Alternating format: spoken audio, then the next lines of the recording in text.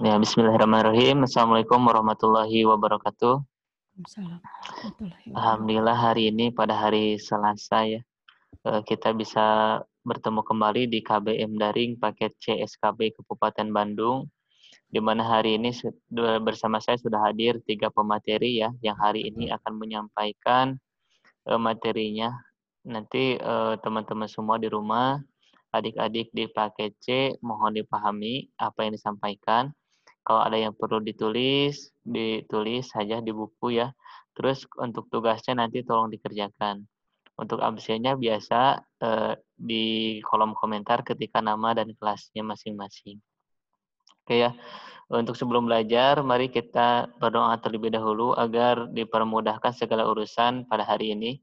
Mudah-mudahan apa yang kita dapat pada hari ini dapat kita aplikasikan dalam kehidupan sehari-hari ya, juga berguna di masa depan tentunya.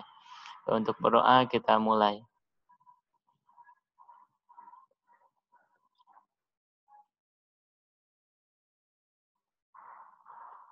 Selesai. Oke ya, langsung saja hari ini bersama saya sudah ada 3 pemateri. Mungkin pemateri pertama akan disampaikan oleh Bu Tati Trisnawati ya, mata pelajaran sosiologi. Untuk teman-teman di rumah, siapkan alat tulisnya dan simak apa yang disampaikan oleh Bu Tati. Kepada Bu Tati, waktu dan tempat saya persilahkan.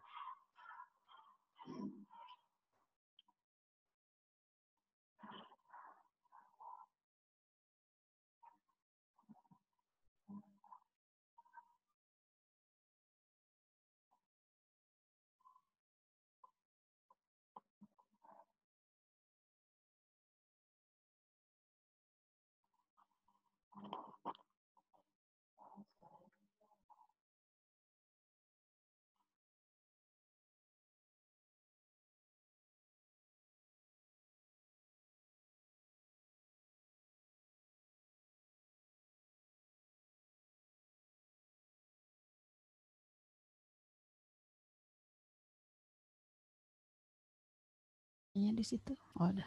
Makasih. Ya, assalamualaikum warahmatullahi wabarakatuh. Selamat pagi anak-anak. Hari ini kita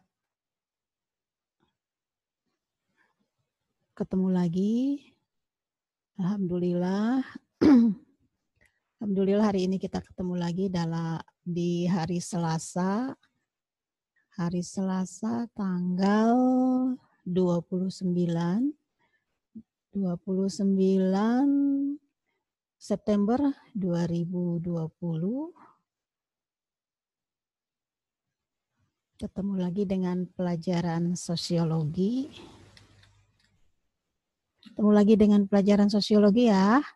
Mudah-mudahan hari ini semuanya sehat. Bentar Neng. Ini kok nggak bisa keluar ya? Di share.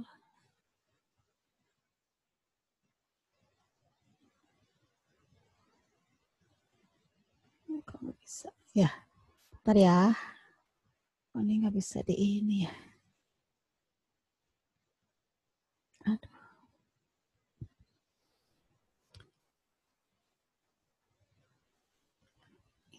Ya, ini pelajaran sosiologi yang pada hari ini akan membahas tentang materi indahnya silaturahmi. Nah, ini ya, indahnya silaturahmi. Nah, silaturahmi itu seperti apa sih? Bagaimana silaturahmi itu? Nih. Tapi hari ini mudah-mudahan kalian semua sehat. Perhatikan nanti pelajarannya kan ada hari ini materinya sosiologi adalah indahnya silaturahmi, nanti ada materi pelajaran yang lain ya, juga sama diperhatikan buat 10, 11, dan 12. Nah, ini sosiologi, jangan lupa ya, walaupun ini jaga jarak, pakai masker, dan tetap di rumah kalau tidak kemana-mana. Nah, ini ya. Ada indahnya silaturahmi, ada kelompok-kelompok sosial di dalam kehidupan masyarakat, ada sosiologi politik. Nah, ini Nanti kalian bisa dilihat. Nah, ini adalah silaturahmi merupakan sebuah amalan yang mulia dikarenakan dengan adanya bisa mempererat tali persaudaraan, baik kepada keluarga, kerabat, teman, maupun tetangga. Pengertian di dalam pergaulan umat Islam sehari-hari. Nah, pada hakikatnya istilah tersebut merupakan bentukan dari bahasa Arab dari kata silaturahim, dan istilah silaturahim ini berasal dari dua kata, yakni silah yang berarti hubungan atau sambungan dan rahim yang memiliki arti peranakan. Jadi silaturahmi itu adalah pertemuan ya satu dengan yang lain. Jadi secara tradisional silaturahmi adalah saling mengunjungi atau berkunjung kepada sanak saudara, kerabat atau sahabat agar hubungan kekeluargaan, kekerabatan dan persahabatan tidak terputus. Istilah silaturahmi sendiri secara umum dapat diartikan dengan menghubungkan tali kekerabatan atau menghubungkan kasih sayang dengan cara saling berkunjung terutama terhadap saudara atau anggota keluarga sendiri, bahkan terhadap tetangga ataupun saudara seiman. Itu yang disebut dengan silaturahmi. Tadi silaturahmi berasal dari bahasa Arab, lalu tradisinya adalah saling berkunjung satu dengan yang lain. Kebiasaan silaturahmi dengan balik kampung salah satunya apabila kita biasanya mudik. Nah, kemarin sudah di materi yang lain, di materi sebelumnya adalah tentang mudik gitu ya. Nah, ini juga sama. Jadi mudik itu atau balik itu ke kampung halaman bagi sebagian orang yang berada dalam perantauan di saat Lebaran. Nah, tadi ya ada yang sebelumnya ada yang mudik, ada materi mudik. Nah, terkadang dianggap sebagai sebuah keharusan. Padahal itu tradisi, tetapi karena kita ada di rantau biasanya ingin mudik. Nah, ingin mudik biasanya. Nah, namun kali ini sepertinya kita harus bersabar dulu di tahun 2020 karena memang memahami dengan situasi pandemi COVID-19 ini di tahun 2010 kemarin kita tidak bisa mudik gitu ya, tetapi silaturahmi tetap terjaga satu dengan yang lain, dan apalagi sekarang ada HP, ada alat-alat elektronik ya yang bisa menghubungkan satu dengan yang lainnya. Itu. Nah, namun kita juga selain mudik itu kita juga bisa tadi dengan virtual, ada kegiatan dengan virtual ya. Nah, dan membatasi diri ini agar tidak bertemu secara fisik dulu pada saat kemarin Lebaran itu, dan sekarang pun kita masih dicoba untuk tidak pulang kampung dulu lah gitu ya. Apalagi yang jauh-jauh karena memang di setiap daerah juga cukup tinggi pandeminya, masih terus pada saat ini. Dalam secara fisik dalam rangka mengikuti himbauan pemerintah tadi adalah sebagaimana yang telah diatur dalam Peraturan Menteri Perhubungan dan Menhub dan Kepala Bagian Penerangan Umum Divisi Humas Mabes Polri, Komisaris Besar Ahmad Ramdhani yang mengatakan tentang larangan mudik. Masih berlaku ya di jalur kendaraan pada 24 April hingga 30 Mei kemarin. Jadi pada saat sekarang juga kemarin sudah agak menurun pandeminya, masih ada. Tetapi sekarang masih tinggi, jadi mohonlah untuk bersabar dulu, tidak ketemu sanak saudara secara fisik ke daerah-daerah tertentu.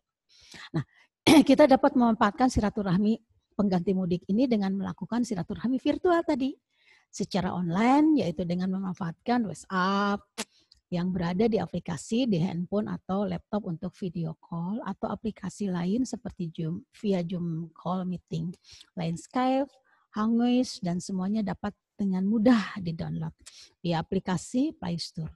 Untuk itu perlu dipastikan juga agar internet stabil sehingga silaturahmi virtual via media daring atau online bisa berjalan dengan baik dan lancar. Meskipun bakal nyataannya rasa kangen kepada keluarga untuk bertemu secara fisik dan langsung akan terasa berbeda dibandingkan hanya dengan via virtual atau daring atau online. Namun setidaknya hal ini bisa cukup untuk mengganti dan sebagai solusi untuk tidak mudik. Nah gitu ya, sampai sekarang juga termasuk sekolah kita juga masih daring.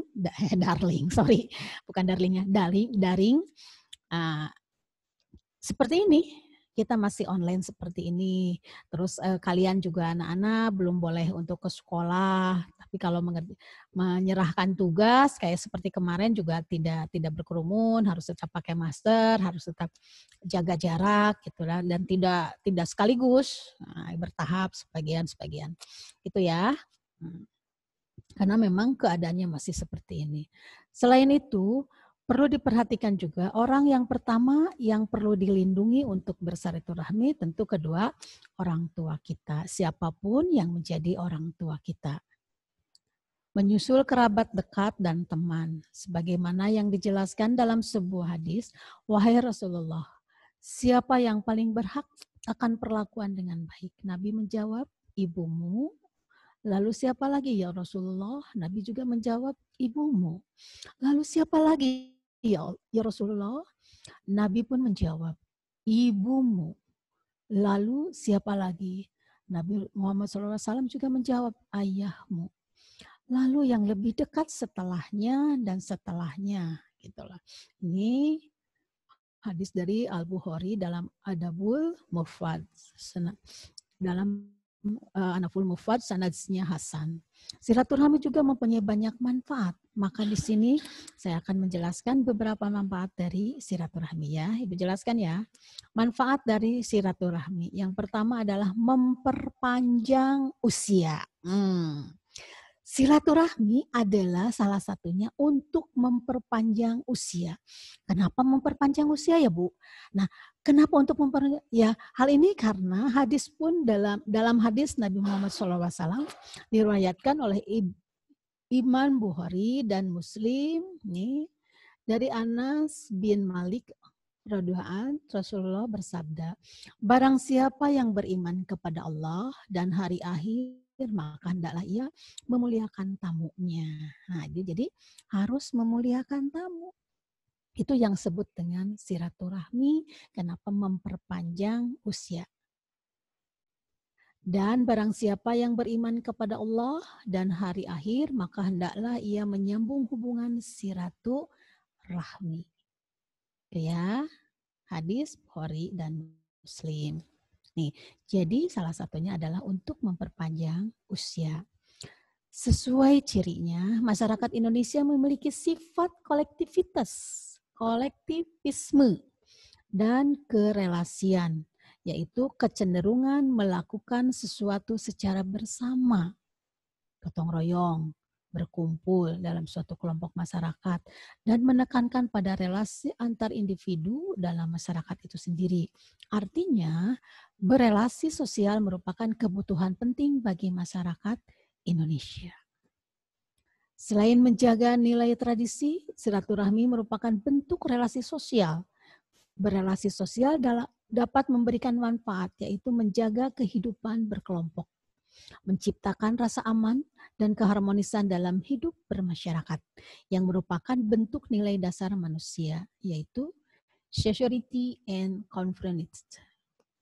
Ya, ini adalah seorang fisiolog dari Universitas Surabaya, Listio Yuwanto SIMPS. Ya, sarjana psikolog dan magister psikologi. Salah satunya adalah Profesor Sumanto Al-Qurtubi, PhD, dosen antropolog, menambahkan, menjalin hubungan keluarga atau kekerabatan atau silaturahmi adalah sesuatu yang bersifat natural, alami, gitu ya. Alami, sekaligus kultural, yaitu adalah budaya, konstruksi sosial sebuah masyarakat. Alami karena setiap insan mempunyai naluri untuk berkumpul dengan kerabat yang memiliki hubungan darah. Ini.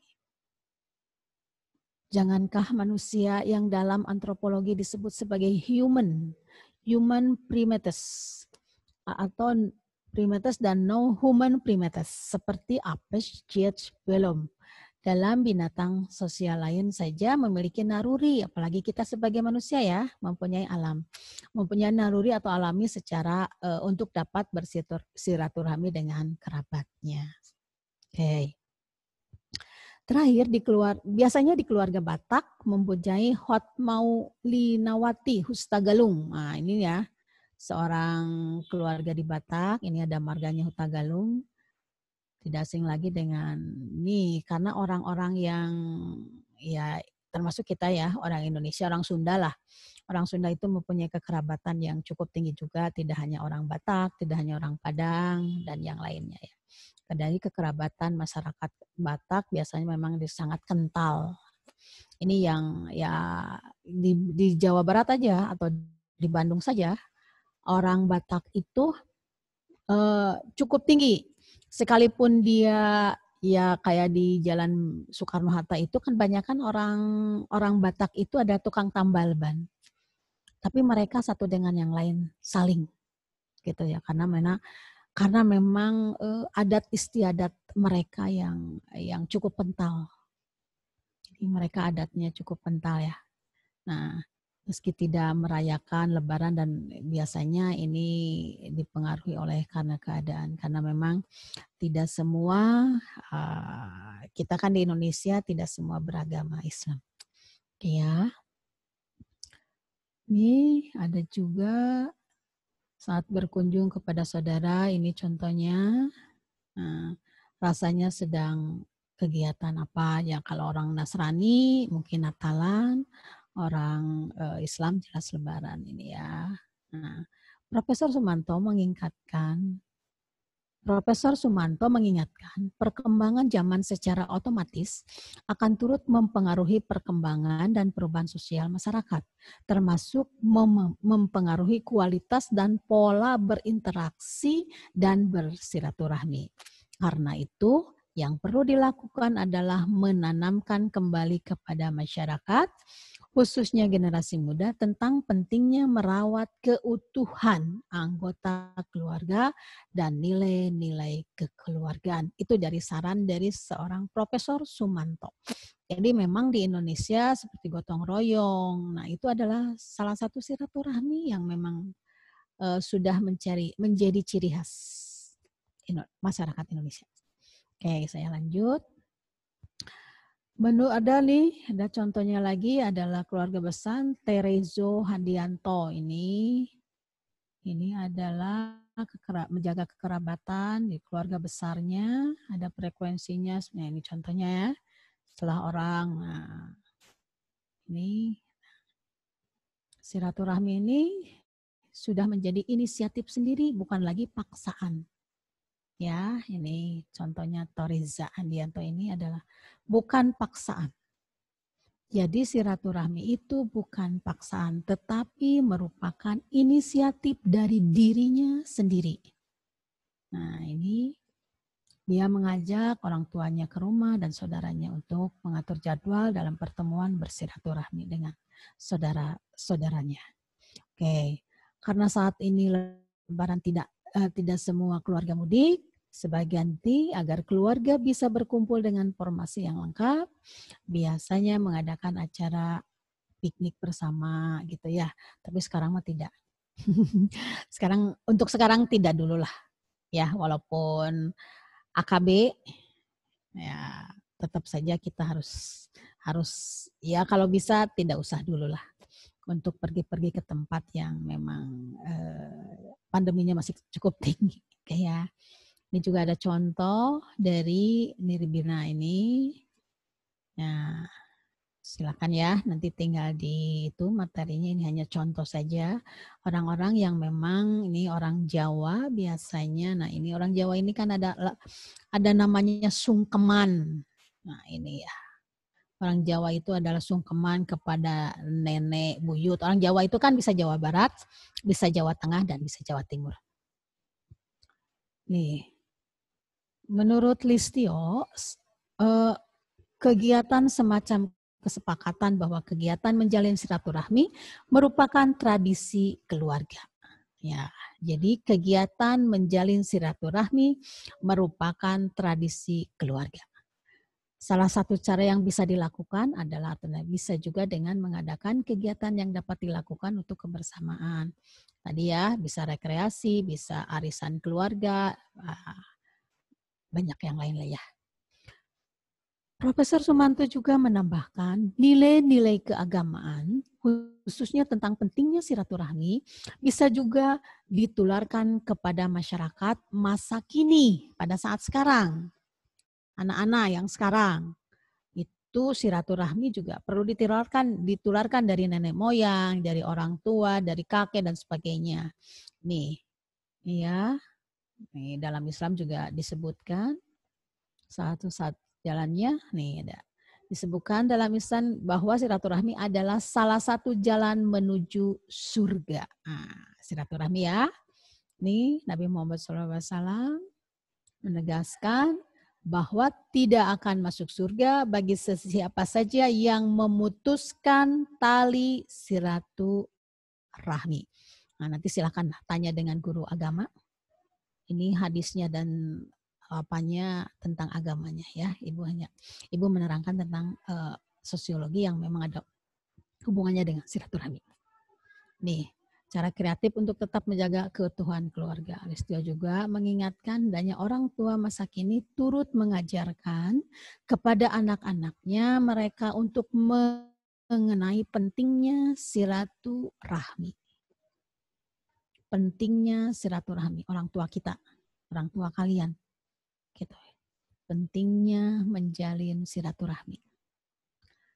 Nah, ini ya, memberikan contoh melalui perilaku orang tua seperti mengajak anak datang ke acara sanak saudara yang menjelaskan yang sangat sederhana bagaimana keluarga itu penting. Mengapa hal ini ditekankan oleh Listio? Karena tak dipungkiri, terkadang orang tua secara tidak sadar hanya menanamkan nilai-nilai silaturahmi saat merayakan hari besar keagamaan. Padahal yang terpenting adalah bagaimana para orang tua bisa memfasilitasi interaksi. Interaksi itu apa? Interaksi itu adalah hubungan timbal balik antara individu dengan individu, individu dengan kelompok, kelompok dengan kelompok. Itu ya, silaturahmi adanya interaksi. Jadi interaksi komunikasi itu sangat diperlukan ya dalam kehidupan kita. Ada yang secara langsung maupun tidak langsung. Nah ini ya, jadi pentingnya memfasilitasi interaksi anak dengan anggota keluarga lain sehingga akan terjalin kedekatan secara psikologis. Nah, tadi Idul Fitri adalah momen yang tepat untuk menjalin, memperkuat dan memperbaiki relasi sosial dengan keluarga inti. Keluarga inti itu ada ayah, ibu, dan anak. Ada keluarga besar dari keluarga ayah maupun dari keluarga ibu. Ada tetangga di sekitar kita dan ada masyarakat yang lainnya. Itu menurut Listio. Itu ya. Nah, silaturahmi itu seperti itu. Ibu cukupkan tentang pentingnya silaturahmi. Nah, nanti ada di sini ada interaksi ya tadi. Interaksi itu seperti apa, komunikasinya seperti apa. Nanti silakan kalian tambahkan tentang interaksinya, tentang komunikasinya. Ada interaksi secara langsung dan ada interaksi secara tidak langsung. Interaksi secara langsung, face to face, kita ketemu langsung, kita berbicara langsung, ada orangnya. Nah, tapi kalau yang tidak langsung bisa aja melalui suatu alat. Misalkan kalian kalau naik motor atau naik kendaraan lain, lampu merah kalian berhenti. Kenapa berhenti? Satu, kalau tidak berhenti menerobos berarti mencelakai orang lain. Nah itu adalah kenapa berhenti? Kok lampu merah kita berhenti? Ya tadi kita sedang berinteraksi dengan hukum, dengan aturan. Nah kalau nerobos, satu mencelakai orang lain, dan kedua adalah melanggar aturan. Jadi kalau lampu merah jangan menerobos ya. Nah itu adalah interaksi secara tidak langsung. Itu salah satunya. Ya. Nah ini silakan nanti kalian bisa menambahkan tentang bagaimana silaturahmi yang ada di masyarakat Indonesia. apa itu silaturahmi, bagaimana silaturahmi, itu banyak sekali. Ini hanya beberapa yang memang pendapat dari Profesor Sumanto dan Listio. Contohnya juga banyak, ya. Oke, nih. Nah, ini ada beberapa pertanyaan yang harus kalian jawab. Ini ada 4 pertanyaan yang harus kalian jawab, nanti dijawab di buku. Biasa materinya silahkan ditambahkan, silahkan diperbanyak. Ini kan hanya sebagian yang Ibu sampaikan. Bisa nanti minggu depan juga kita masih tentang silaturahmi. Materinya cukup banyak soalnya. Nah, ini adalah tentang pertanyaannya. Silakan nanti di buku ya. Nih, ada pertanyaan. Jawablah pertanyaan-pertanyaan berikut dengan benar. 1. Jelaskan apa yang dimaksud dengan silaturahmi menurut Islam dan menurut ilmu sosiologi. Nih, ada 2 pertanyaan di dalamnya. Jelaskan. Nah, yang kedua, jelaskan indahnya silaturahmi menurut pendapat kalian. Sebanyak-banyaknya silahkan kalian berpendapat tentang indahnya silaturahmi. 3, jelaskan bagaimana indahnya silaturahmi di dalam kehidupan masyarakat Indonesia atau di mana kalian berada. Nah, yang keempat, jelaskan bagaimana indahnya silaturahmi dengan adanya mudik di masyarakat Indonesia nih. Silakan nanti dijawab ya, Nak. Nah, oke. Ya, saya Ibu cukupkan hari ini tentang indahnya silaturahmi, mata pelajaran sosiologi. Mohon maaf apabila kekurangan. Terima kasih atas perhatiannya. Kalian telah mencatat dan menyimak apa yang disampaikan oleh Ibu. Semoga bermanfaat untuk kalian dan kita semua. Dan hari ini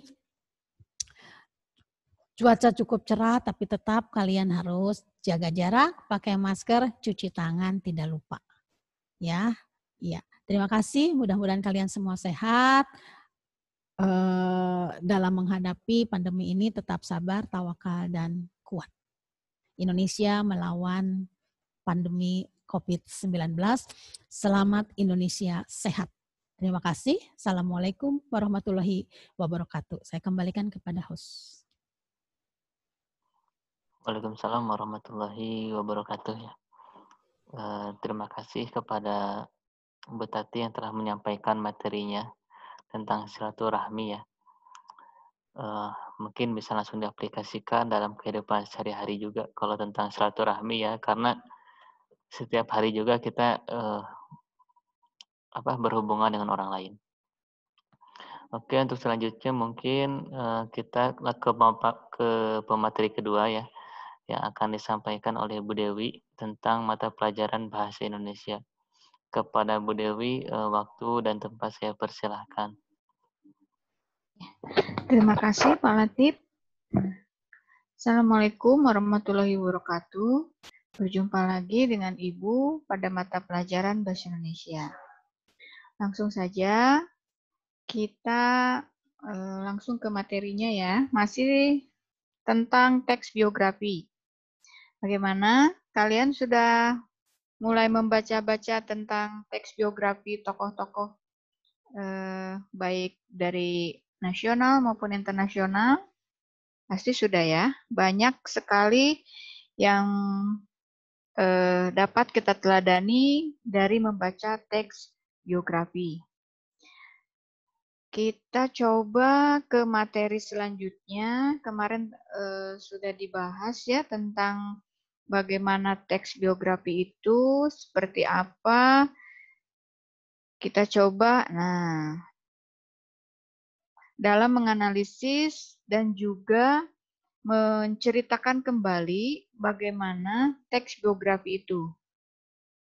Nah, di sini. Ibu sudah siapkan di sini ada teks biografi Nelson Mandela, sang pemaaf runtuh apartheid.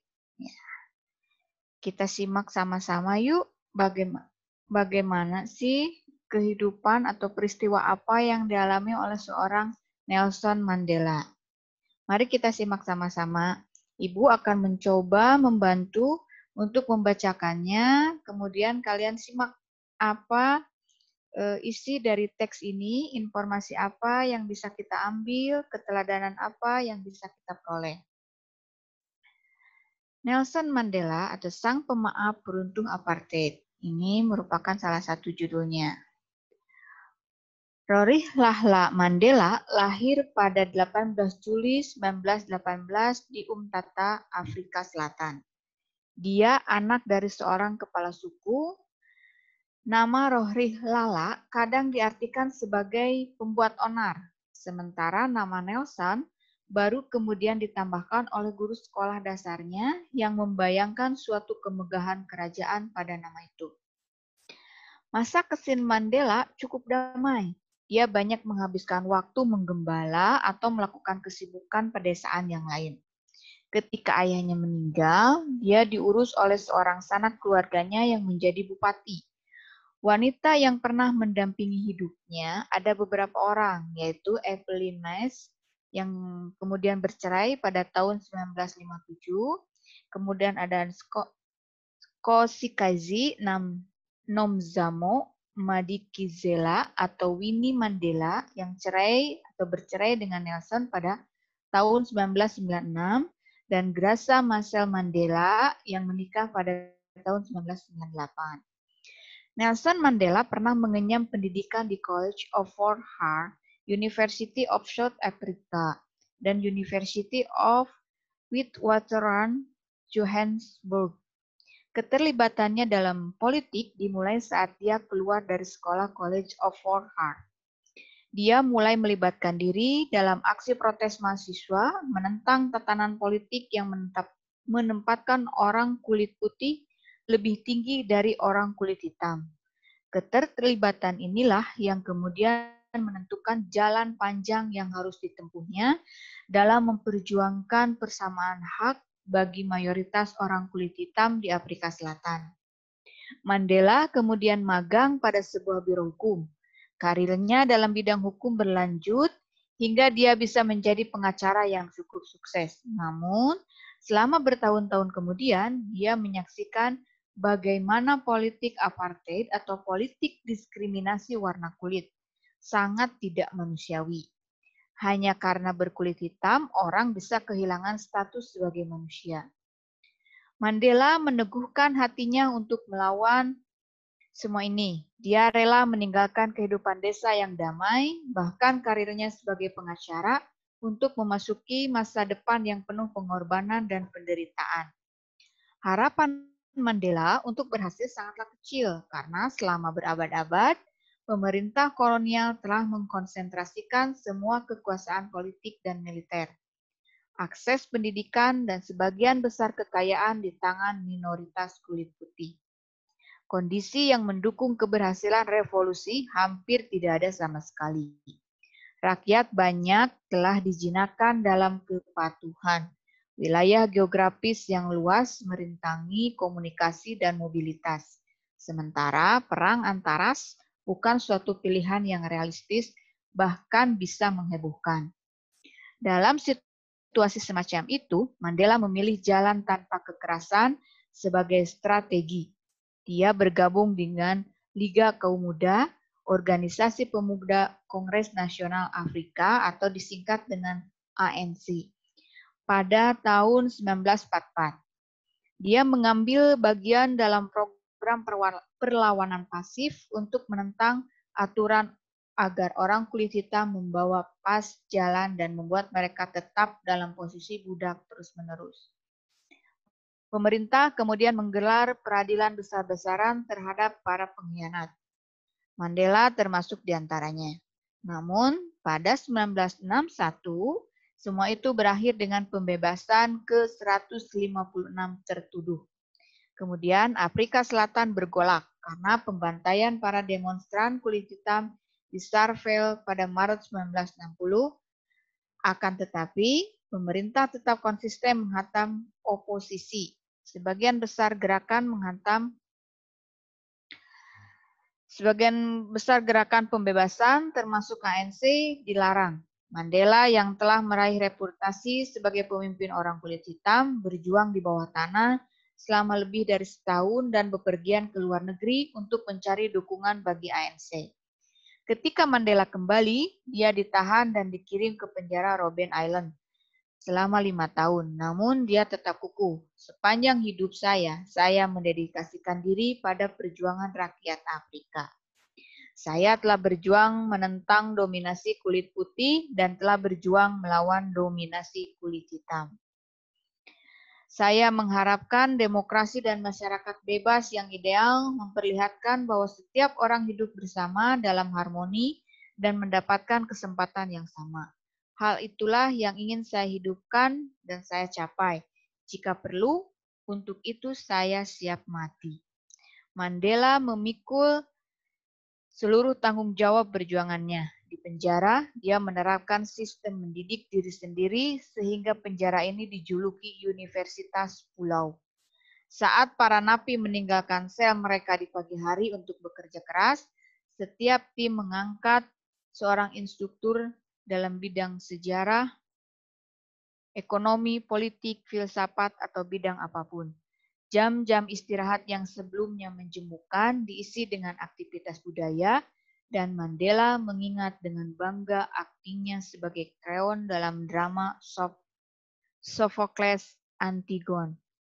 Lebih dari 2 dekade berada dalam penjara, Mandela menjadi simbol perlawanan terhadap apartheid.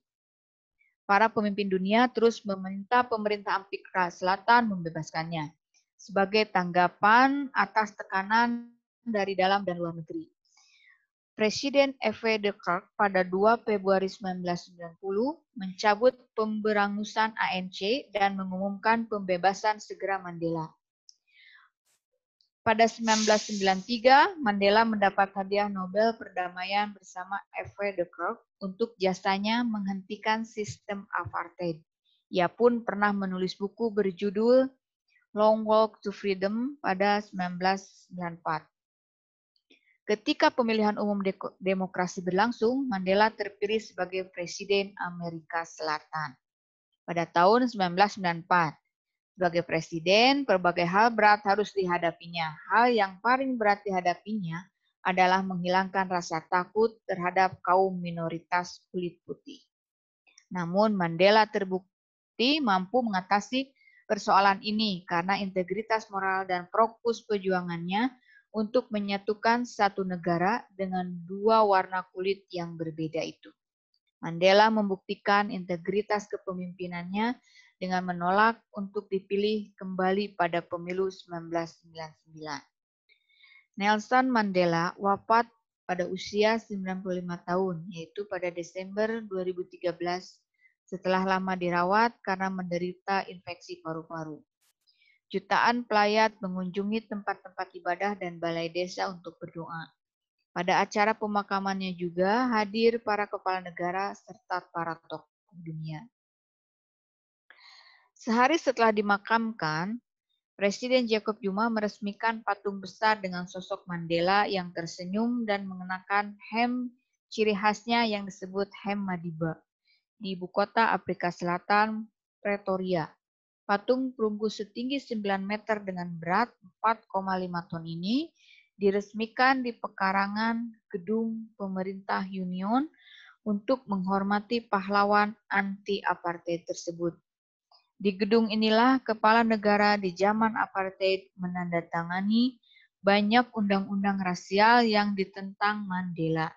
Namun, di tempat ini pula Mandela diangkat menjadi kepala negara kulit hitam pertama untuk Afrika Selatan. Patung itu menggambarkan Mandela dengan lengan terbuka yang melambangkan kesatuan dan rekonsiliasi. Nelson Mandela memiliki sifat pemaaf yang luar biasa. Sudah sepantasnya sosok yang bersahaja ini dihormati dan dikenang banyak orang di penjuru dunia. Perjuangan yang mendobrak kekuasaan apartheid di Afrika Selatan itu meninggalkan pelajaran berharga bagi dunia. Nah, teks ini diadaptasi dari Redi Susanto 2008, 100 tokoh abad ke-20 paling berpengaruh, cetakan 2 Bandung Penerbit Nuansa, halaman 217-219. Itulah salah satu contoh teks biografi tentang Nelson Mandela yang sangat luar biasa tentang perjuangannya anti-apartheid. Ya. Nah, setelah kalian baca dan kita simak sama-sama, kalian kita coba untuk bisa menceritakan kembali tentang seorang tokoh atau seorang tokoh dunia Nelson Mandela.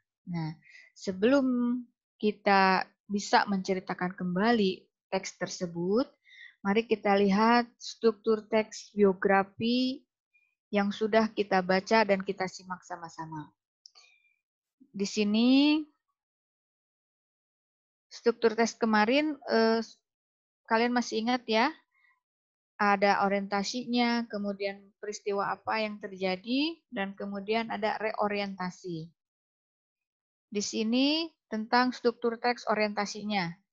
Terdapat dalam kalimat Rohlihlah Mandela lahir pada 18 Juli 1918 di Umtata. Ini menceritakan tentang kelahiran dan masa kecilnya. Kemudian ada lagi urutan peristiwa tentang kehidupan tokoh ya pada tahap 1. Di sini diceritakan tentang Nelson Mandela pernah mengenyam pendidikan di College of Hort Universitas of South Africa and Universitas of Witwatersrand, Johannesburg. Keterlibatannya dalam politik dimulai saat dia keluar. Di sini pertama dia memulai karirnya sebagai orang yang memperjuangkan persamaan hak kulit hitam dan kulit putih. Kemudian di urutan keduanya,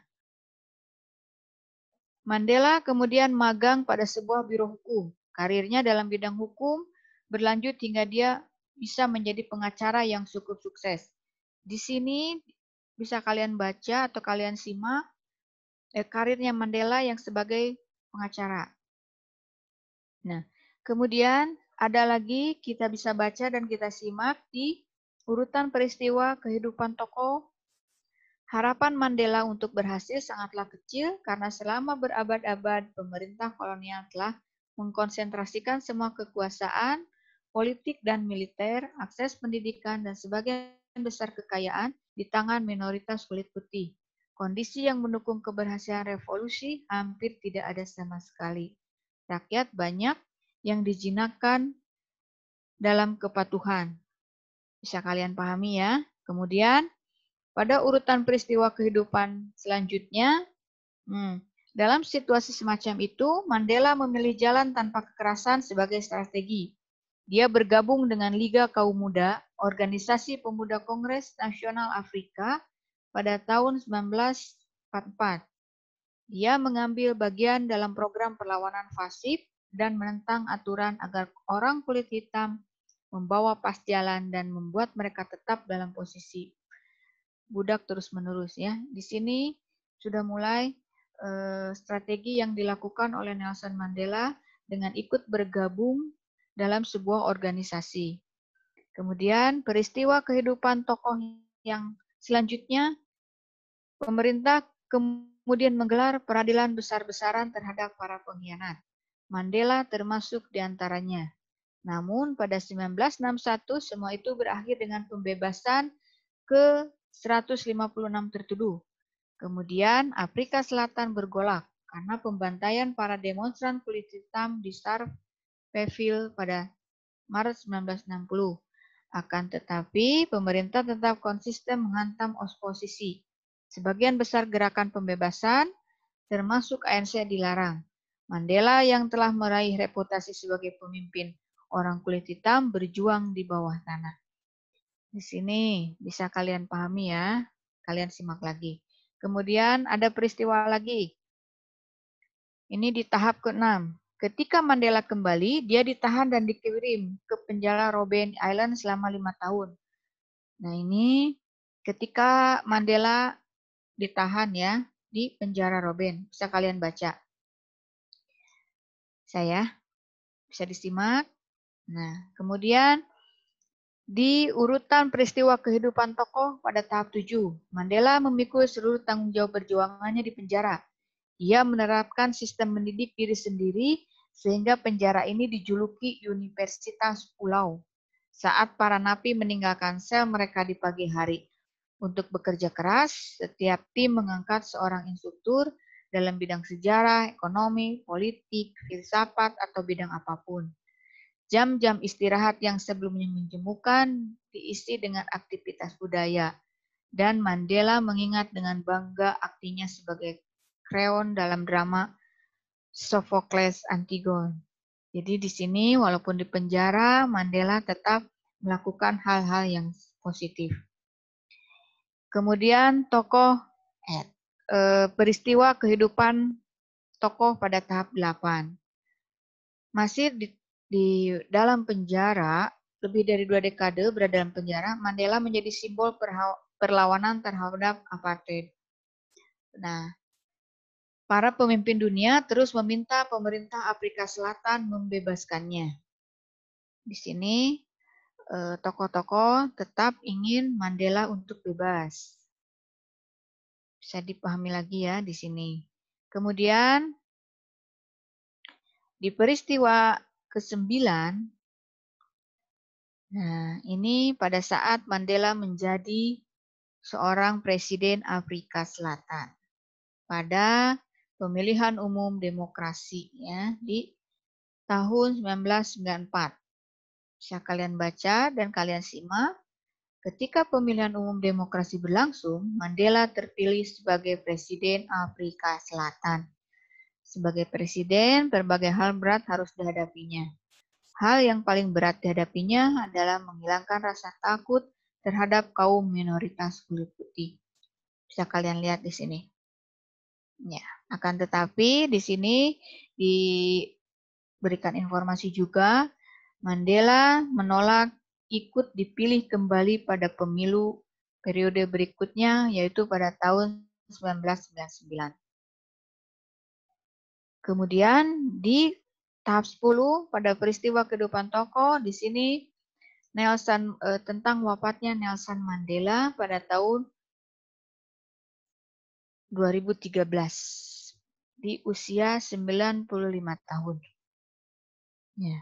Kemudian peristiwa apa di tokoh selanjutnya pada tahap 11 ini adalah setelah pemakaman beliau atau pemakaman Nelson Mandela, dibuatkan sebuah patung dan banyak sekali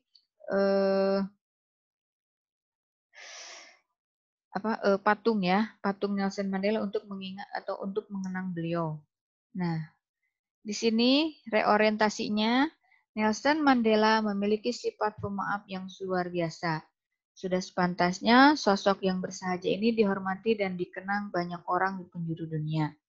Perjuangan yang mendobrak kekuasaan apartheid di Afrika Selatan itu meninggalkan pelajaran berharga bagi dunia. Nah, ini keteladanan yang bisa kita ambil dan bisa kita teladani ya. Sungguh luar biasa sosok atau tokoh seorang Nelson Mandela.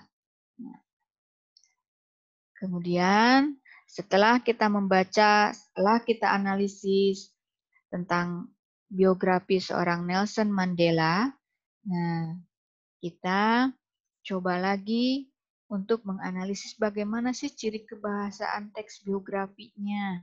Teks biografi itu kebanyakannya seperti apa bahasanya. Nah, setelah kita amati atau setelah kita cermati, setelah kita baca dan kita simak, kita coba untuk mengamati ciri-ciri bahasa yang sudah digunakan pada teks yang tadi ya. Nah, yang pertama, teks biografi itu biasanya mengandung partisipan dan peristiwa di suatu tempat. Maksudnya, manusia yang terlibat dalam suatu peristiwa. Partisipan dalam teks biografi, nah yang tadi contohnya adalah seorang tokoh.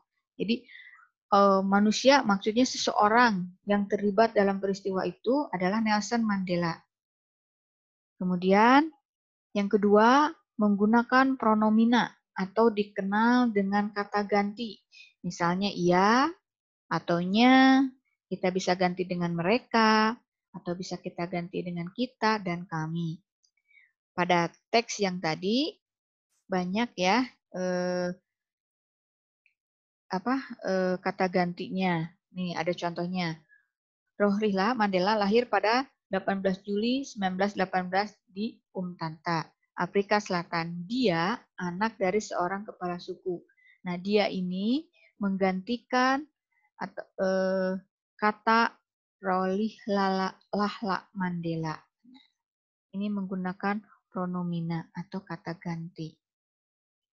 Kemudian yang ketiga, teks cerita ulang biografi terdapat pada pengacuan. Pengacuan merupakan alat kohesi yang baik karena dapat menghindari pengulangan kata yang sama terus-menerus. Contoh, keterlibatan inilah yang kemudian menentukan jalan panjang yang harus dia tempuh dalam memperjuangkan persamaan hak bagi mayoritas orang kulit hitam di Afrika Selatan.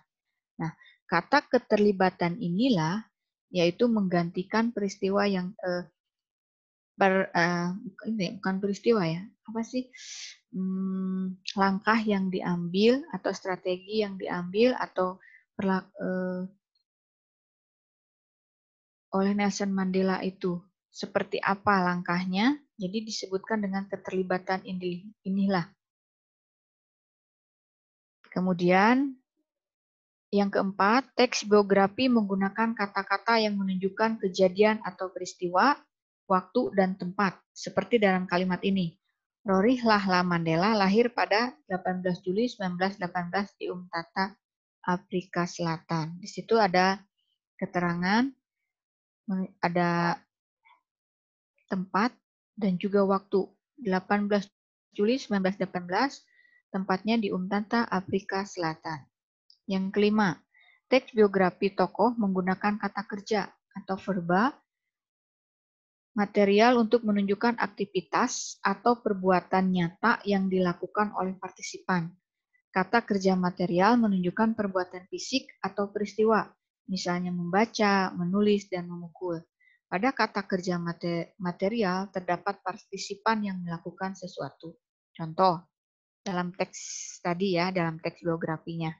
Selama bertahun-tahun, kemudian dia menyaksikan bagaimana politik apartheid atau politik diskriminasi warna kulit sangat tidak manusiawi.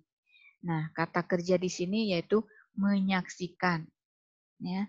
Jadi, tokoh atau si partisipannya itu menyaksikan. Jadi, perbuatan nyata yang dilakukannya itu adalah menyaksikan bagaimana politik apartheid sangat tidak manusiawi. Kemudian yang keenam, banyak menggunakan konjungsi atau temporal seperti ketika, kemudian, dan setelah. Namun tidak tertutup kemungkinan bagi konjungsi lainnya untuk dimunculkan pada teks tersebut seperti dan, tetapi, karena, meskipun. Contoh, ketika ayahnya meninggal, dia diurus oleh seorang sanak keluarganya yang menjadi bupati. Bisa kita lihat, kata ketika di sini adalah merupakan konjungsi atau kata sambung.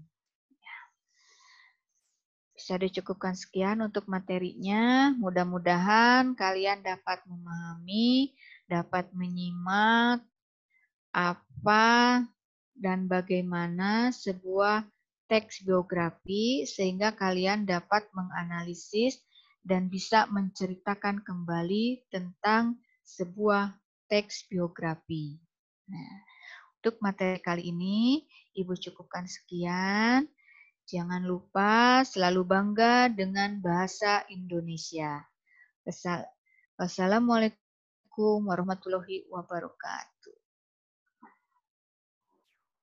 Waalaikumsalam warahmatullahi wabarakatuh. Terima kasih kepada Bu Dewi yang telah menyampaikan materi tentang teks biografi ya. Tadi biografi dari presiden di Afrika Selatan. Nah, untuk materi selanjutnya sudah tersambung dengan Bu Julfa ya. Oke, Bu Julfa ada di sana? Bentar ya, saya hubungin dulu Bu Julfa.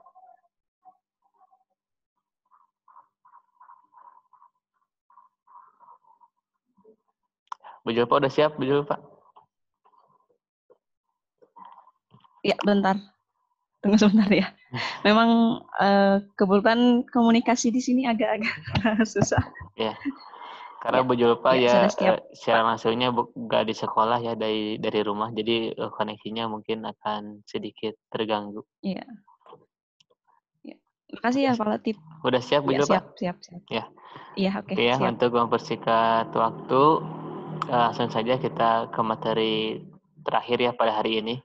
Karena mata pelajaran geografi dan tata busana ya tidak bisa hadir, tapi materinya langsung di-share di grup kelas masing-masing nanti. Jadi tidak ada daring untuk 2 pelajaran yang tadi saya sebutkan ya. Tapi materinya langsung di-share di grup dan tugasnya juga langsung di-share di grup. Oke, sekarang langsung saja kepada Bu Julfa, waktu dan tempat saya persilahkan. Ya, terima kasih kepada Pak Latif sebagai host. Dan saya minta maaf dulu kepada anak-anakku sekalian yang di rumah. Mungkin nanti suaranya akan sedikit terputus-putus, tapi tenang saja. Untuk materi akan saya share linknya seperti biasa di WA nanti. Kemudian untuk pembelajaran Teams kita sudah mulai lagi ya pembelajaran Teams-nya. Jadi tenang saja kalau materinya, kalau penjelasan ini kurang, mungkin kalian bisa bertanya-tanya lewat WA atau di Teams. Insya Allah pembelajaran Teams kita mulai lagi. Jadi Ibu minta maaf sekali lagi kalau misalnya nanti koneksinya kalian ngelihatnya terputus-putus karena memang Ibu gak bisa ke sekolah hari ini. Ya, kita mulai saja pembelajaran materi yang baru. Kalian, oh ya, sebelumnya Ibu cuma mau ngasih tahu, untuk materi hari ini, kalian hanya harus mencatat saja. Jadi untuk minggu ini saya nggak ada latihan apapun nggak ada link latihan. Jadi kalian hanya mencatat materi yang saya sampaikan nanti dan linknya nanti akan di-share juga. Kalau mencatatnya, kalian terserah kalian dalam artian begini. Kalau menurut kalian itu penting, silahkan kalian catat. Tapi kalau menurut kalian, ini mah nggak perlu dicatat lah. Ini aja gitu, yang pentingnya aja. Jadi silahkan menurut kalian saja ya. Oke, langsung saja ya ke materi kita yang selanjutnya pada hari ini kita akan mempelajari tentang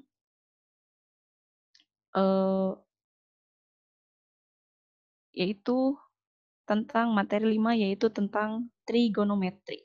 Oke? Trigonometri. Baik. Apa mungkin kalian sudah pernah mendengar apa itu trigonometri? Ya, mungkin mendengar ya. Jadi, trigonometri ini nantinya akan berhubungan erat dengan sudut-sudut, dengan lingkaran gitu, pusat, sudut, pusat dan sebagainya. Ada juga radian. Ada kalian mungkin sering mendengar kata-kata kosinus, sinus dan juga tangen. Nah, itulah salah satu komponen dasar dalam trigonometri. Untuk lebih mengetahuinya lagi, kita langsung saja ya materi selanjutnya. Maaf ya, agak lama soalnya memang di sini koneksinya agak-agak sedikit ada terganggu. Nah, kita langsung saja ya. Di sini terlihat ada konsep dan perbandingan rasio trigonometri dasar. Jadi kita belajar dari dasar dulu nih. Trigonometri ini apa sih? Gitu. Nah, menurut pengertiannya sendiri, trigonometri ini atau dari bahasa Yunani terdiri atas 2 kata, yaitu trigonon yang berarti 3 sudut dan metro yang berarti mengukur. Jadi, trigonometri sendiri adalah sebuah cabang matematika yang berkaitan dengan ilmu ukur sudut-sudut pada segitiga, seperti sinus, kosinus, dan tangen. Ya, kemudian di sini ada tokoh yang dikenal sebagai Bapak Trigonometri, yaitu namanya adalah Muhammad ibn Jabir ibnu Sinan Abu Abdullah, atau bisa kita kenal juga dengan nama Al-Batani. Nah, di sini ada sedikit dia adalah merupakan bapak trigonometri ini adalah tokoh bangsa Arab atau merupakan gubernur Syria dan juga seorang astronom dan ahli matematika muslim terbesar. Nah, Al-Batani sendiri melahirkan lab trigonometri ini menemukan trigonometri ini dengan cara menyusun tabel kotangan serta merumuskan tahun matahari sebagai 365 hari, 5 jam, 46 detik, 46 menit, dan 24 detik. Mungkin untuk ke bawahnya kalian bisa baca ya. Nah, kemudian di sini ada dalam trigonometri sendiri, pengukuran sudut dinyatakan dalam satuan derajat atau menggunakan satuan radian. Ya, mungkin Ibu bicaranya nanti bakal pelan-pelan lagi, takutnya kalian di sana terputus-putusnya susah sekali gitu ya, karena memang jaringannya di sini cukup susah. Ya, satuan derajat diperoleh dengan membagi lingkaran 360 bagian yang sama melalui pusatnya. Besar sudut suatu putaran adalah 360. Ini bukan 3.600 ya, maaf. Ini bukan 3.600. Harusnya ini itu yang tanda 0 yang ini itu harusnya derajat ini di sini. Tapi ketika dikesuaiin ternyata nggak bisa jadi derajat. Makanya jadi 0. Padahal ini bukan 0. Harusnya ini merupakan tanda derajat. Ini nih, dibacanya jadi 360 derajat. Jadi ini itu simbol derajat. Ya. Kemudian, besar sudut dalam radian diperoleh dari rasio atau perbandingan panjang busur yang dihadapi sudut dengan jari-jarinya. Pada lingkaran berjari-jari satu satuan, maka besar sudut satu putaran adalah panjang busur dibagi dengan berbanding dengan jari-jarinya atau 2 pi.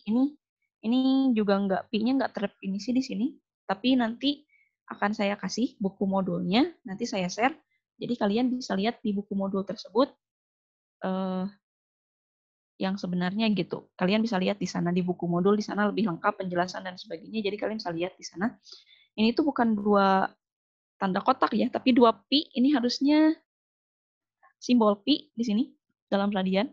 Jadi 360 derajat sama dengan 2 pi atau 1 derajat sama dengan pi berbanding 180 dalam radian. Satuan radian merupakan satuan tanpa dimensi karena merupakan hasil bagi panjang busur dengan jari-jarinya. Kalian bisa lihat di sini. Di sini bisa lihat ada lingkaran. Jadi 1 derajat itu sama dengan 1 dibagi 360 keliling lingkaran. Ya. Ini itu sama dengan kalau 1 derajat itu, kalau dalam radian itu 1 dibagi 180. Tapi kalau dalam derajat, jadi 1/360. Ini dalam derajat ya. Tapi kalau dalam radian, di bawahnya ini bukan 360. Kalau 1 radian itu berarti 1/180. Ya. Kemudian, untuk selanjutnya, untuk memudahkannya, konsep trigonometri, kita lihat dulu di sini ada disituasikan dengan segitiga siku-siku ABC dengan titik sudut siku-siku terletak di C. Nah, panjang sisi di hadapan sudut A adalah A kecil. Panjang sisi di hadapan sudut B adalah B kecil. Lihat, ini kan A panjang sisinya. Ini teh kan A, sudut A. Nah, berarti yang di sini, yang di bawah yang di sini, ini adalah A kecil. Kemudian yang berhadapan dengan B ini kan ini ya. Ini kan sudut B. Yang berhadapan dengan sudut B ini disebut dengan B, ditulis dengan B kecil. Kemudian yang berhadapan dengan sudut siku-siku C adalah C kecil. Nah, adapun di sini ada nih, sisi A dan B dinamakan sisi siku-siku. Jadi sisi A kecil dan juga B kecil ini dinamakan sisi siku-sikunya. Lihat, karena ini kan membentuk sudut siku-siku atau sudut 90 derajat. Sedangkan sisi miringnya atau sisi C-nya dari garis panjang dari A ke B atau sisi C ini yang ini, disebut hipotenusa atau sisi miringnya. Nah, nilai perbandingan atau rasio yang dihadapi sudut alfa, di sini nggak terdefinisi ya, maaf. Di sini sudut alfa, sudut yang ini, sudut ini, dengan sisi miring yang ini disebut sinus, dan ditulis sebagai berikut. Nah ini nih. Nilai perbandingan atau rasio sisi yang dihadapi sudut alfa dengan sisi miring disebut sinus, dan ditulis ini. Sinus alfa, sin itu kependekan dari sinus. Jadi sinus itu bisa dibaca juga sin gitu kependekannya. Sinus alfa sama dengan sisi di hadapan sudut alfa dibagi dengan hipotenusa atau sisi miringnya. Lihat sudut alfa di sini di gambar ini. Sudut alfa ini kan sama aja dengan sudut B kan ya. Nah, sudut B ini, sisi yang berhadapan dengan sudut B ini kan B kecil. Nah, jadi sinus alfa ini adalah sisi yang berhadapan dari sudut alfa atau sudut B ini, yaitu B kecil ini, yang ini kan ya, akan berbanding dengan sisi miringnya, yaitu C kecil. Jadi kalau misalnya kita, kalau saya dulu sederhananya gini, ada sudut siku-siku. Ini disebut sisi miring, ini disebut sisi, kita sudut utamanya dulu dilihat. Kalau kita menentukan sudut utamanya yang ini, yang atas, maka sisi depan sudutnya adalah yang ini. Yang ini sisi miring, yang ini sisi samping, dan yang ini sisi miring. Tapi, karena di sini kita mengambil yang sudut alfanya merupakan sudut utama atau kuncinya, maka yang ini merupakan sisi miring, yang ini merupakan sisi samping, dan yang ini merupakan sisi depan sudut. Jadi, untuk mencari sinus alfa adalah sisi depan ya dibagi dengan sisi miringnya. Oke, sisi depan per miring. Itu untuk sinus alfa. Kemudian untuk mencari kosinus alfa ya, yaitu sisi dekat sudut alfa atau sisi samping. Ini bisa disebut sisi samping ya. Karena sisi dekat sudut berarti kan yang ini ya, yang dekat sudut ini. Yang ini yang A dibagi dengan sisi miring. Berarti sisi samping sudut dibagi dengan sisi miring sudut. Ini biar memudahkan saja. Nah, kemudian nilai trigonometri lainnya dapat diturunkan dari sinus dan kosinus sehingga jadi seperti ini nih. Sekan alfanya 1 per kosinus alfa atau sisi miring dibagi dengan sisi samping. Kemudian kosekan alfanya adalah 1 dibagi sinus alfa atau sama dengan sisi miring dibagi dengan sisi depan. Tangen alfa adalah sinus alfa dibagi kosinus alfa atau sama dengan sisi samping berbanding dengan sisi depan. Kotangen alfa adalah 1 berbanding tangen alfa atau sama dengan sisi depan dibagi sisi samping. Nah, untuk contohnya, ada contohnya. Segitiga siku-siku ABC mempunyai panjang sisi-sisinya A, B, A sama dengan 3, B sama dengan 4, dan C sama dengan 5. Kemudian, carilah perbandingannya untuk sudut alfa. Sini kan sudah ketahui ya, sudut alfa ini pasti adalah tumpuannya di titik A, B, C. Jadi kita gambarkan dulu segitiganya A, B, C dengan A, B, C. Kemudian yang diberi sudut alfanya adalah, yang alfanya ini ada di sudut B. Di sini. Berarti yang berhadapan dengan sudut B ini, dengan A-nya sama dengan 3, B-nya 4, dan C-nya sama dengan 5. Gitu. Kemudian, dari konsep yang ini, kita kalau sudah menggambarkan seperti ini, kita bisa langsung masukkan saja ke rumus yang tadi, yang atas yang ini. Ini kan kita udah tahu ya, B berbanding C, A berbanding C, C berbanding A, C berbanding B, A berbanding B, B berbanding A. Jadi kita tinggal memasukkannya saja. Tapi kalian jangan salah loh. Yang di atas itu, yang di sini tadi. Nah, ini. Gambar ini itu, yang depan B-nya itu adalah B kecil. dan yang di sampingnya adalah A. Sedangkan yang di soal, contoh soal ini, yang depan B-nya itu bukan B kecil, tapi A. Dan yang di sampingnya itu adalah B. Jadi, kalian jangan terkecoh hanya dengan huruf A, B, C, tapi kalian harus tahu rumusnya. Kalau untuk sinus itu adalah depan per miring. Kemudian untuk kosinus itu adalah samping per miring. Seperti itu. Jadi itu cara mengingatnya. Kalau depan per miring kan berarti di sininya A, depan. Dibagi dengan miringnya C, berarti A per C, sehingga hasilnya 3 per 5 gitu. Kemudian untuk kosinus, samping per miring atau 4 per 5 gitu.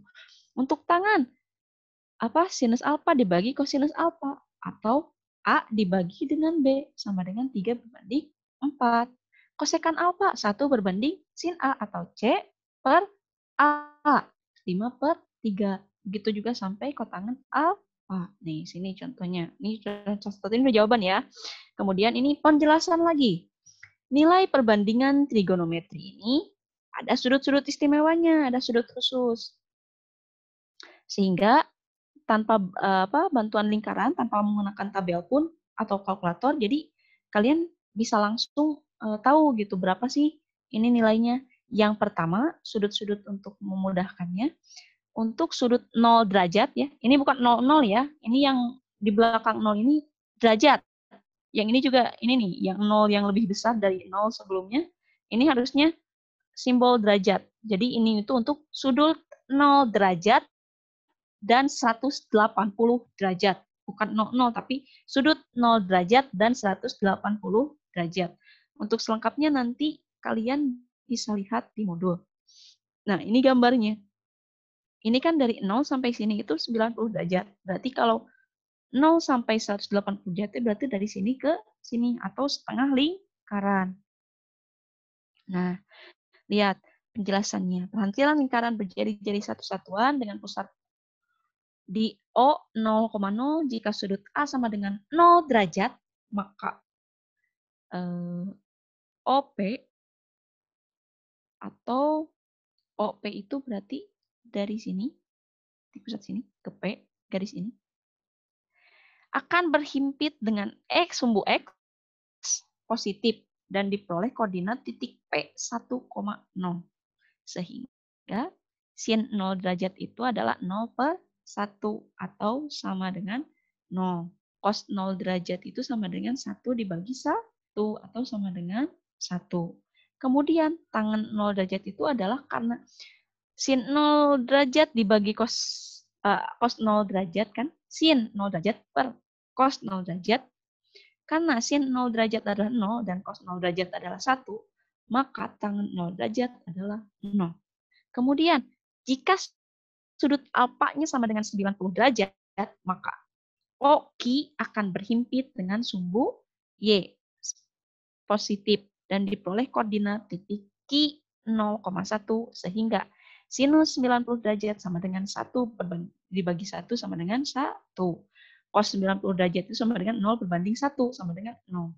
Dan tangan 90 derajat, karena 1 dibagi 0 itu tidak terdefinisi, maka tangan 90 derajat itu adalah tidak terdefinisi. Ya, kemudian untuk selanjutnya, setelah sudut 0 derajat sampai 180 derajat, ada sudut 30 derajat dan juga 60 derajat. Nah, di sini. Jadi untuk 30 derajat dan 60 derajat ini, kita lihatnya itu adalah dari, nah ini nih, segitiga ini.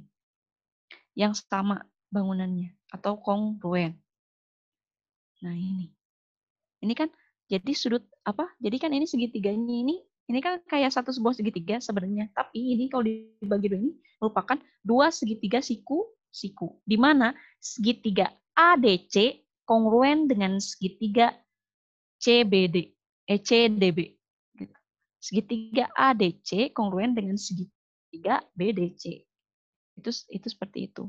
Nah, ketika kita sudah tahu sudut siku-siku seperti ini, maka kita bisa menerapkan teorema Pythagoras di sini. di mana, nah ini teorema Pitagorasnya.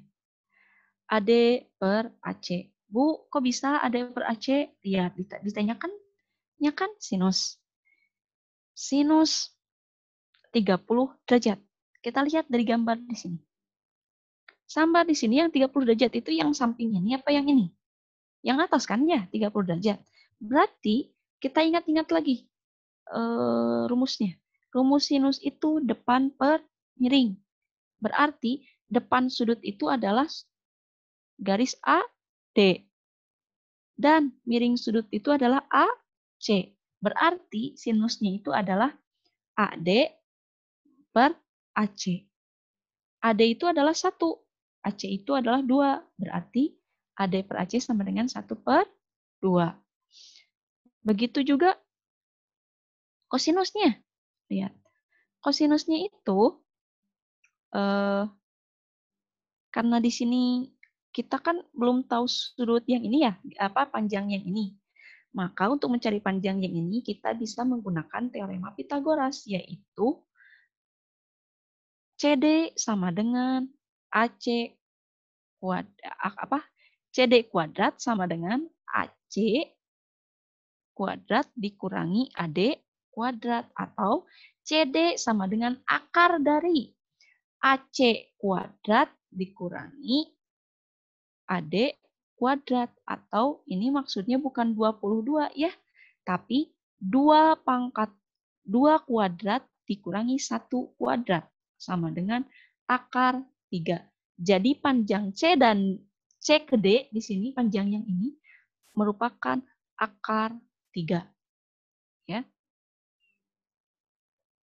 Sehingga untuk mencari kosinus alfa merupakan sisi samping dibagi dengan sisi miring. Untuk sisi sampingnya sendiri, karena ditanyakannya sudut 30 derajat, berarti yang di samping sudut 30 derajat adalah yang garis C, CD. Ini sampingnya. Dibagikan dengan sisi miringnya, yaitu AC yang ini. Ya. Sementara CD-nya tadi sudah dicari tahu, yaitu akar 3. Jadi akar 3 dibagi 2 atau sama dengan setengah akar 3. Itu sama saja. Kemudian untuk tangannya sendiri, sinus 30 dibagi dengan kosinus 30 derajat, yaitu setengah per setengah akar 3 atau sama dengan 1 per 3 akar 3. Begitu juga dengan sinus 60, kosinus 60, dan tangan 60. Jadi yang membedakan itu adalah ininya.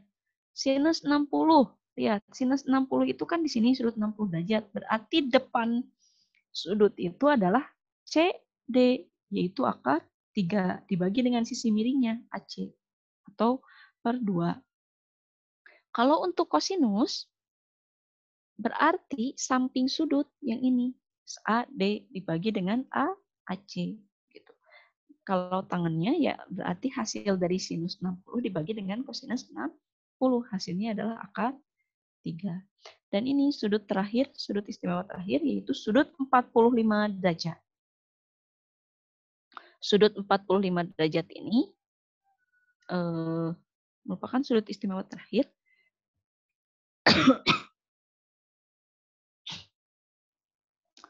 dengan ini R dan juga P, di mana 45 derajat ya, segitiga ini. Dan sisi satu dan satu satuan. Maksudnya adalah, jadi sisi antar dari P ke Q itu kan 1, kemudian R dan Q itu kan 1. Untuk kemudian sisi R ke P ini adalah akar 2. Boleh dicari dari mana? Dari teorema Pitagoras. Kalian bisa cari sendiri teorema Pitagorasnya di internet, banyak yang menerangkan. Nah, untuk mencari sinusnya sendiri di sini lihat sisi di hadapan sudut 45 derajat dibagi dengan sisi miring. Ini kan karena yang ini sudutnya 45, yang ini sudutnya 45. Kemudian ini nilainya sama satuan kan ya. Ini 1, ini 1. Jadi mau yang manapun sama aja sebenarnya. Jadi ini hasilnya. Ya, kita mau menggunakan yang PQ atau kita mau menggunakan yang QR sama aja hasilnya.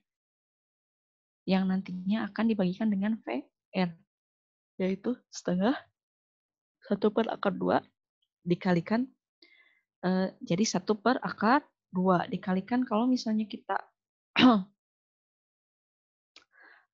untuk mencari, karena di sini ada dibagikan dengan akar, sehingga kita mengalikannya dengan bilangan akar yang sama gitu, serumpun. Jadi dikalikan dengan akar 2/2, sehingga hasilnya akan menjadi setengah akar 2. Begitu juga dengan kosinus 45 derajat sama setengah akar 2, dan tangan 45 derajat yaitu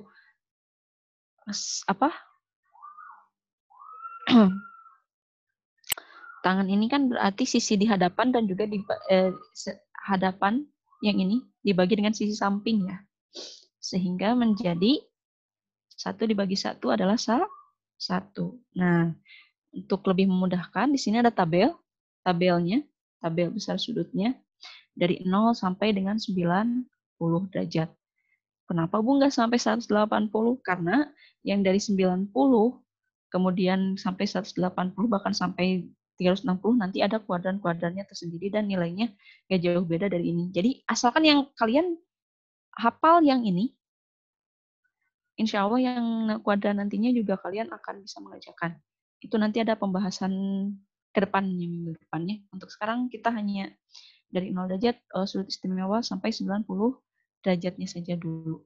Kalian hafalkan saja dulu. Ini saja saya nggak yakin kalian bisa hafal gitu dalam sekejap. Ya, ini besar sudutnya. Kemudian untuk memudahkan kalian menghafalkan dan tidak cepat lupa, menggunakan jari tangan fungsi trigonometri dengan sudut istimewa seperti ini nih. Lihat, jari jempol ini, lihat dari jari kelingking ya, kita menggunakan tangan kanan. Jadi gunakan tangan kanan. Dari kelingking di sini, ini 0, 30, 45, 60, 90, gitu ya. 90 yang ini ya. Ini 0. Ini untuk sin ya, ingat ini untuk sinus. Tapi kalau untuk kosinus, kita mulainya dari sini. Yang ini 0, yang ini 30, kita tetap, jadi yang ini 0, 30, 45, 60, 90. Kemudian, untuk menghitung sinus, nilainya, sinus itu kan 0 derajat itu sama dengan 0. Kemudian 30 derajat sama dengan setengah. Kemudian 45 derajat setengah akar 2. 60 derajat setengah akar 3. Dan 90 derajat adalah 1. Itu untuk si sinus. Sedangkan untuk kosinus, kebalikannya. Kalau kosinus itu adalah, kita hitungnya kan tadi kan sinus ya, 0, setengah akar 2, setengah akar 3, 1. Nah, itu kan sinus ke sini. Tapi kalau kosinus kebalikannya, berarti kosinus itu dari sini. Jadi karena kosinus itu kebalikannya, berarti kalau kosinus itu adalah yang dikebalikan dari sinus. Berarti kosinus itu adalah yang paling bawah di sini, lihat tuh di sini gambarnya. Ada kosinusnya itu di sini nih, kosinus itu. Kalau sinnya 0 berarti kosinusnya itu adalah 1. Kalau kosinus sinnya setengah, maka kosinusnya itu adalah setengah akar 3. Maaf, maksudnya bukan setengah akar 3, tapi setengah akar 2. Ya. Maaf, setengah akar 2. Ya benar, setengah akar 3. Maaf, setengah akar 3. Kemudian untuk kosinus 45 derajat itu adalah setengah akar 2. Sama sih, sama sinus. Tapi, untuk 60 derajat di kosinus itu bukannya setengah akar 3, tapi menjadi setengah. Kemudian kosinus 90 derajat menjadi 0. Jadi bisa dibilang kosinus itu adalah kebalikan dari si sinus sendiri. Kita lihat ya di sini. 0 derajat itu 0, 1, 2, 3, 4 gitu kan ya. Maka untuk kosinus sendiri dimulainya itu dari sini. Ini itu mulai jadi kebalikannya. Kalau misalnya di sini 0, di sini setengah akar 2, di sini setengah akar 3, dan di sini 1, maka kosinus berbeda. Di sini itu jadi 1. 1, setengah akar 3, setengah akar 2, setengah, dan yang ini adalah 0 gitu. Kosinus itu gitu. Kebalikan dari sinus untuk lebih mudahkan. Kalian bisa lihat sendiri di sini. Nah, biar lebih paham, lihat contohnya di sini. Hitung nilai dari sinus 45 derajat ditambah kosinus 45 derajat, 2 kosinus 2, 30 derajat, sinus 60 derajat dibagi kosinus 60 derajat, tangan 60 derajat dikurangi kosinus 60 derajat, tambah sinus 30 derajat, kemudian sinus 60 derajat dikali kosinus 45 derajat, ditambah kosinus 60 derajat dikali sinus 45 derajat. Nah, ini ada cara penyelesaiannya. Kalau kita sudah tahu sudut istimewanya, kita hanya tinggal menyelesaikan saja dengan mengalihkan atau menambahkannya. Makanya saya bilang tadi, hafalkan tabelnya, dan semua pembelajaran ini ada di modul 4, yaitu bertani. Insya Allah nanti akan saya share di Teams. Jadi, mungkin cukup sekian dulu pembelajaran kita minggu ini. Minggu depan kita lanjutkan. Ya. Adapun untuk pembelajaran kita minggu ini yang tadi saya bilang kita mulai share di Teams. Insya Allah nanti modulnya akan saya share juga di Teams. Jadi buat anak-anakku sekalian atau teman-teman sekalian yang memang tidak bisa membuka Teams atau Bu saya nggak ngerti Teams gimana. Kalau kalian memang menginginkan modulnya, Insya Allah akan saya kasih akan saya kasih. Kalian bisa tanya saja via WA ke saya. Pasti saya kasih nanti modulnya secara langsung. Dan mungkin maaf kalau misalnya materinya singkat ya, karena memang ya dasarnya saja saya yakin kalian juga pasti masih pusing sekarang gitu ya untuk apalagi ini pembelajaran trigonometri dengan secara daring gitu. Secara langsung saja kadang kita harus belajar lagi dengan sungguh-sungguh dan memang pusing trigonometri ini. Makanya saya berpikir untuk pelajaran ini kita akan sedikit demi sedikit saja, yang penting kalian ngerti gitu. Nggak apa-apa ya, mungkin cukupkan sekian. Untuk tugasnya saya bilang tadi nggak ada latihan ya, tapi untuk link materi akan saya berikan nanti di WA ya, yang link materi sesuainya ini. Kalian hanya tinggal mencatat dan merangkumnya saja untuk minggu ini. Mungkin untuk minggu depan nanti akan saya kasih link materi lain. Dan untuk kelas 11 dan juga kelas 12, persiapan besok, jangan lupa, insya Allah besok saya hubungin, kita Teams ya, nanti saya akan kasih tugas kalian di Teams. Jadi kalian siap-siap aja dan nggak perlu, kalau kalian ada yang kurang mengerti, silahkan tanyakan kepada saya via WA saja ya. Mungkin cukupkan sekian, terima kasih, sampai jumpa minggu depan. Ya, terima kasih. Oke, terima kasih kepada Bu Julfa ya yang telah menyampaikan materi barusan tentang trigonometri matematika ya. Alhamdulillah hari ini semua pemateri telah menyampaikan materinya ya. Tadi pertama ada Bu Tati, yang kedua ada Bu Dewi, terus yang terakhir tadi ada Bu Julfa ya. Untuk materi geografi dan tata busana nanti materinya akan di-share di grup masing-masing ya. Jadi tidak ada daring pada hari ini, tidak live streaming maksudnya, tapi materi langsung di-share di grup masing-masing. Oke, mungkin itu yang dapat kami sampaikan pada hari ini. Sampai jumpa di minggu depan. Tetap jaga kesehatannya, pakai masker ya, jangan berkerumun juga. Mudah-mudahan kita selalu ada dalam kesehatan dan lindungan Allah Subhanahu wa taala. Oke, mungkin itu yang dapat kami sampaikan. Wassalamualaikum warahmatullahi wabarakatuh. Waalaikumsalam warahmatullahi wabarakatuh.